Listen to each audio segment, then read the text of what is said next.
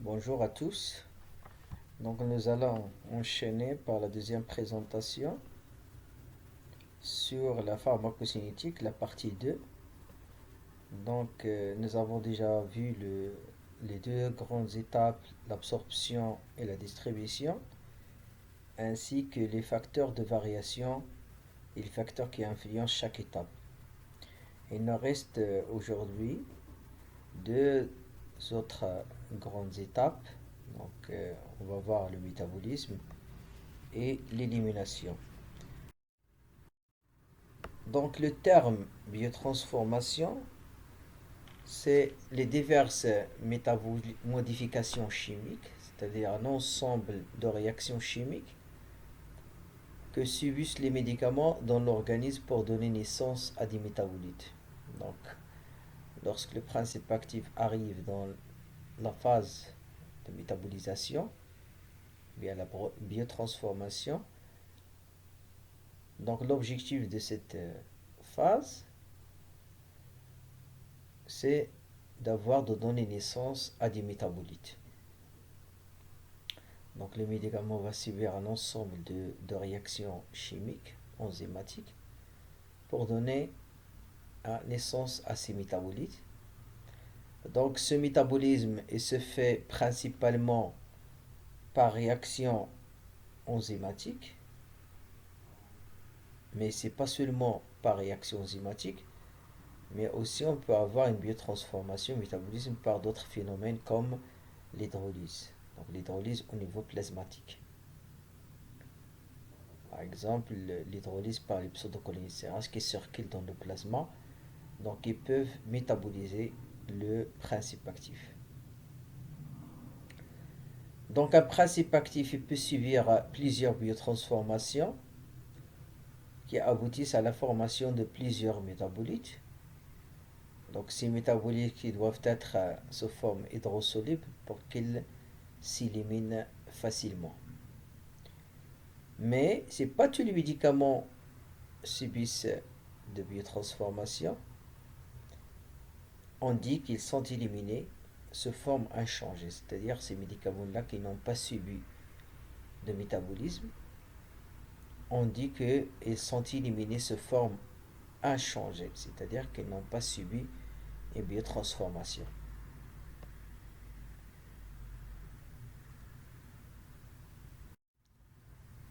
Donc lorsque le médicament il est inactif, mais son métabolite il est encore actif, on l'appelle un prodrogue. Donc un prodrogue, c'est un médicament qui est inactif alors que son métabolite il est actif.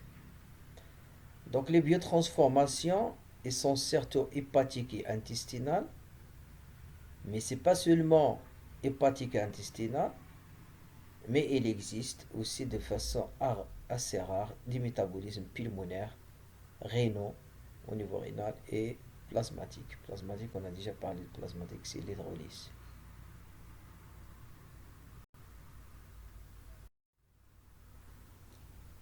Donc, le médicament liposoluble, polaire, donc bien sûr, son élimination va être très difficile. Pour faciliter son élimination, on doit rendre le médicament, ou bien la molécule apolaire, liposoluble, on doit la rendre polaire et hydrosoluble. Donc pour la rendre polaire et hydrosoluble, donc le principe actif il doit passer par deux réactions enzymatiques. La phase 1, c'est la fonctionnalisation et la phase 2, conjugaison. Donc il n'y a pas un ordre ici. C'est-à-dire que ce n'est pas obligatoirement le médicament il doit passer par un et par la suite par deux. Donc il n'y a pas un ordre. Je peux avoir un principe actif qui va commencer en premier par la phase 2 et après la fonctionnalisation. Ou bien un principe actif qui va passer seulement par la phase 2 ou bien seulement par la phase 1. D'accord? Ou bien par les deux. Donc l'objectif, c'est de rendre la molécule hydrosoluble. Donc les voies métaboliques par lesquelles passe le principe actif, donc il y a la phase de fonctionnalisation, où il y a les réactions d'hydrolyse, l'oxydation et la réduction. Et la phase 2, phase de conjugaison, où il y a les glycoconjugaisons, la conjugaison de sulfate, glycine et d'autres acides aminés, glutathion ou l'acide mercapturique, ou bien par acétylation, ou bien par méthylation. Donc toutes ces réactions, donc elles rentrent dans la phase 2 de conjugaison. Alors que la réaction d'hydrolyse, l'oxydation et la réduction, ils sont inclus dans la phase de fonctionnalisation. Donc les différences d'activité enzymatique. Donc comme vous savez, donc la réaction enzymatique ou bien l'activité enzymatique hépatique qui participe dans le métabolisme du principe actif. Donc il y a un ensemble d'enzymes qui participent dans cette biotransformation. Exemple, les cytochromes P450. Donc ces enzymes-là, ils peuvent être diminués, donc soit leur activité est augmentée. Ça dépend du patient, des différences génétiques. Donc il y a des maladies génétiques où il y a où l'activité enzymatique elle est perturbée, d'accord, ou bien diminuée. Physiologique chez le nouveau-né et l'adulte, donc on va le voir par la suite, ou bien pathologique comme l'atteinte hépatique sévère qui diminue bien sûr l'élimination. Donc qui dit l'atteinte hépatique dit la diminution de l'activité enzymatique, c'est-à-dire diminution de l'activité des enzymes qui vont métaboliser le principe actif. Donc, ce qui va diminuer bien sûr l'élimination des principes actifs. Donc l'activité enzymatique peut être modifiée par la prise aussi de certains médicaments. Donc comme vous le savez, donc, il y a des médicaments qui sont soit des inhibiteurs enzymatiques ou bien des inducteurs enzymatiques. Donc soit des inducteurs de cytochrome P450, soit des inhibiteurs de cytochrome P450. Donc soit des inducteurs, soit des inhibiteurs de cytochrome P450. C'est-à-dire, si vous avez administré un médicament A qui est biotransformé ou bien métabolisé par cytochrome P450, et vous avez associé ce médicament A avec le médicament B qui est un inhibiteur de cytochrome P450. Donc c'est-à-dire le médicament B va inhiber cytochrome P450, ce qui va diminuer le métabolisme du médicament A. Donc ce qui va diminuer l'élimination du médicament A. Donc on va voir l'accumulation du médicament A dans le plasma. Ou bien le contraire, B c'est un inducteur, c'est-à-dire qu'il va stimuler, si vous voulez, le cytochrome P450, ce qui va augmenter la dégradation, la biotransformation du médicament A, ce qui va diminuer l'effet du médicament A. Donc, si vous entendez un médicament inducteur enzymatique ou bien inhibiteur enzymatique, voilà l'explication. Donc, inhiber ce qui va inhiber les enzymes, c'est-à-dire qu'il va inhiber la biotransformation du principe actif. Et au contraire, l'inducteur, c'est-à-dire que vous allez augmenter la dégradation du principe actif. Bien sûr, une induction du cytochrome P450, vous allez accélérer le métabolisme du médicament. Donc, l'augmentation du métabolisme du médicament va donner, bien sûr, la naissance aux métabolites. S'il s'agit des métabolites qui sont inactifs, on va diminuer l'effet des principes actifs, surtout si les métabolites aussi sont inactifs. Ou bien on va augmenter l'effet si les métabolites sont actifs, c'est normal. Ou bien on va augmenter la toxicité si les métabolites sont réactifs, ils sont toxiques. Voilà donc l'inducteur enzymatique. donc, va se traduire par une diminution de l'effet si les métabolites du principe actif sont connus inactifs, une augmentation de l'effet si les métabolites sont connus actifs, ou bien l'augmentation de la toxicité si les métabolites du principe actif ils sont connus réactifs. Donc il faut faire attention si vous associez d'autres médicaments avec le médicament que vous utilisez, la co-administration avec un autre médicament qui est un inducteur ou bien un inhibiteur enzymatique. Donc les facteurs de variabilité du métabolisme, donc ce sont des facteurs physiopathologiques, à savoir l'âge bien sûr, avec une diminution du débit hépatique, l'insuffisance hépatique aussi, pathologique, si les patients ils ont une insuffisance hépatique, donc l'activité enzymatique va être diminuée. Deuxième facteur, c'est les interactions médicamenteuses, c'est ce que j'avais expliqué. Donc la co-administration avec d'autres médicaments, soit qui ont un effet inhibiteur, soit inducteur enzymatique.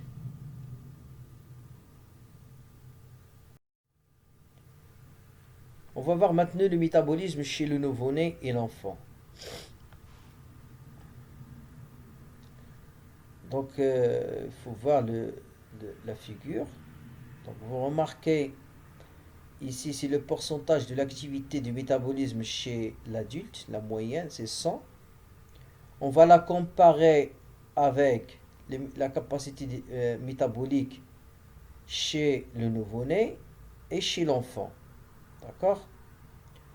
Donc, vous remarquez que chez le nouveau-né, donc les activités de cytochrome, voilà le bleu, le rouge et le vert, l'activité de cytochrome elle est inférieure à celle de l'adulte.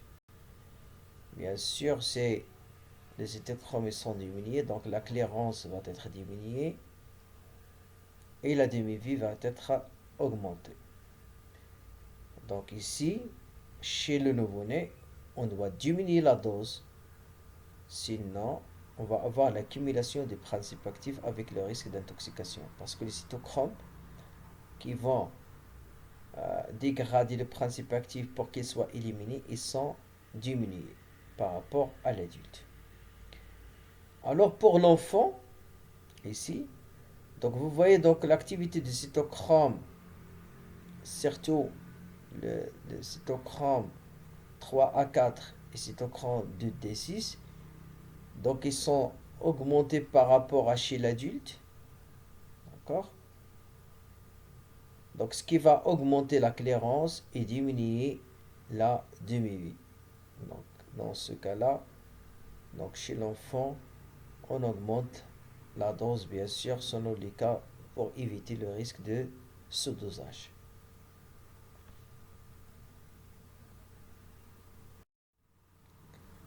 Maintenant, on passe à la dernière phase qui est l'élimination. Bien sûr, maintenant nous avons des métabolites, la formation des métabolites qui doivent être éliminés. Et comme j'avais dit, donc il y a des médicaments qui vont être éliminés sous forme inchangée. Donc l'élimination, soit rénale, soit digestive, pulmonaire, et il y a d'autres voies d'élimination, on va les voir. Donc pour l'élimination rénale, donc il passe par la filtration glomérulaire. Donc il passe les molécules qui ont un poids moléculaire inférieur à 65 000 Dalton. Et la filtration glomérulaire, bien sûr, il est lié au degré de fixation protéine. Plus le principe actif il est lié aux protéines, plus il est moins filtré. Deuxième phase, donc c'est la sécrétion tubulaire. Donc il est indépendante de la liaison des médicaments aux protéines. C'est pas comme la filtration glomérulaire qui est dépendante de la liaison aux protéines. Et la dernière étape, c'est la réabsorption tubulaire. Donc une réabsorption passive, donc elle traverse la membrane et il peut rejoindre la circulation sanguine. Donc ici, c'est généralement pour les médicaments qui sont liposolubles non ionisés. Donc pour l'application pratique, donc si vous voulez par exemple l'élimination d'un principe actif qui est acide. Donc un principe actif acide dans un milieu acide, donc il est sous forme non ionisée. Donc il va être réabsorbé. C'est-à-dire qu'il va rejoindre la circulation sanguine. Alors pour nous, on cherche à éliminer ce principe actif ou cette molécule. Donc qu'est-ce qu'on doit faire? On doit alcaliniser les urines. Pourquoi? Pour avoir un acide, un principe actif dans un milieu basique. Donc bien sûr, cette molécule va être sous forme ionisée, ce qui va faciliter son élimination et éviter sa réabsorption. Donc et la même chose pour les médicaments basiques. Donc il faut acidifier pour augmenter la proportion des médicaments basiques qui vont être éliminés. Donc il y a également l'élimination digestive, salivaire, gastrique, intestinale et surtout biliaire. C'est-à-dire, comme vous allez remarquer ici, le foie, il participe dans le métabolisme et il participe aussi dans l'élimination. L'élimination par voie biliaire. On dit que c'est une élimination par voie fécale. C'est-à-dire que ces métabolites vont être éliminés dans les selles par voie biliaire.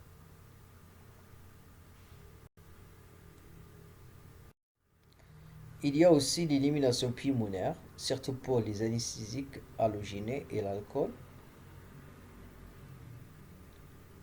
Et aussi, il y a d'autres voies d'élimination, lactée, sidérale, méthode artificielle, c'est-à-dire parfois on a recours à lavage gastrique pour éliminer un principe actif. Diarrhée provoquée, l'administration de charbon activé et l'élimination rénale accélérée. La capacité du foie à éliminer une substance après qu'elle ait atteint la circulation sanguine. Donc deux phénomènes interviennent au niveau du foie, donc c'est le métabolisme et la sécrétion biliaire. Vous voyez donc le foie, il participe dans l'activité métabolique, phase 1 et phase 2, de fonctionnalisation et de conjugaison, et aussi par la sécrétion biliaire dans c'est-à-dire ici, c'est ce qu'on appelle, c'est par l'élimination fécale. Donc les facteurs qui influencent la clairance hépatique, donc la fixation protéique plasmatique, bien sûr le débit sanguin hépatique, plus le débit sanguin il est important, plus que la clairance il est importante. L'activité enzymatique des hépatocytes, donc l'activité enzymatique ce qui est normal, et les caractéristiques physico-chimiques des composants déterminant la probabilité de l'expression biliaire, à savoir la polarité, ce qui est sous forme non ionisée, et la masse molaire.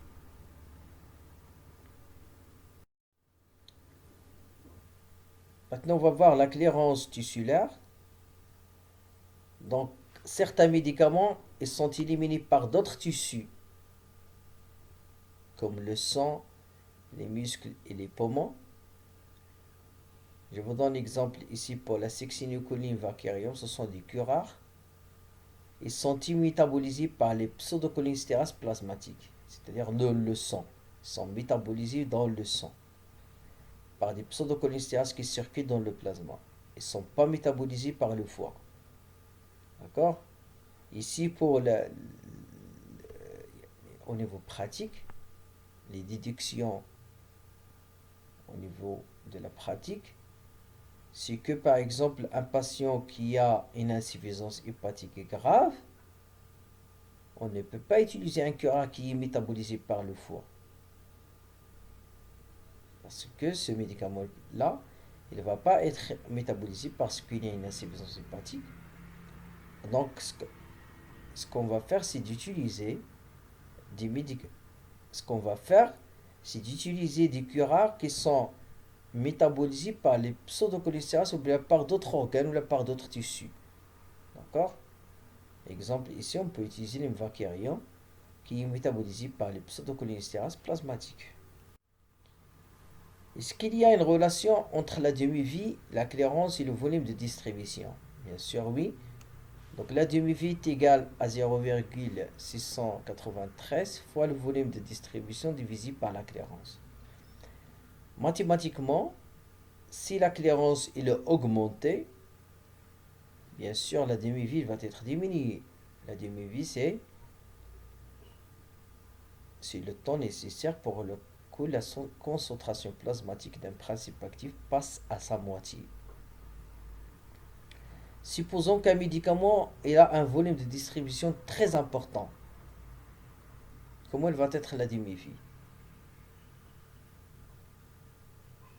D'accord? Donc la demi-vie va être à augmenter. Donc la dépendance de la demi-vie vis-à-vis de la clairance totale et du volume de distribution. C'est-à-dire que la demi-vie est dépendante du volume de distribution et de la clairance. Donc, donc merci de votre attention. Nous avons terminé la pharmacocinétique. Maintenant, on va passer à l'épisode 5 sur la pharmacodynamie avant d'entamer la pharmacologie des différentes familles pharmacologiques. Et merci.